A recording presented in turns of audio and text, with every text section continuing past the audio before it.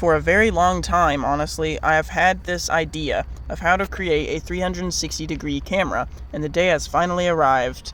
If you spin a super slow motion camera around at a precise speed of, let's say, once per second, and then edit the video in such a way that it is a still frame that skips to the next still frame exactly every second, then it should appear as a completely stable video pointing in one direction only, theoretically. And what's even crazier than that is you should be able to choose which direction to look in simply by shifting your starting frame within the 1 second time window. Now, if this works perfectly, theoretically, you would have video that would be 1 frame per second, which is fine in some cases.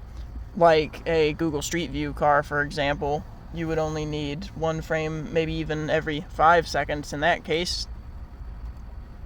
But if you increase the speed of the rotation, then you risk the frames being blurry and or warped badly. It also depends on how high of a frame rate your slow motion camera can go up to, which in my case, my phone is the highest frame rate camera that I currently have. It can record up to 480 frames per second, which in case you didn't know is insane.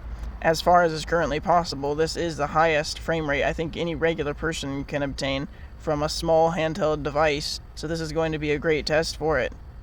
Well, I've got it set up here, so I'll begin recording on my phone, and then I'll plug in the USB cable here to turn it on, and this is what the video looks like sped up, like at normal speed, and then this is what it looks like in slow motion, rotating around.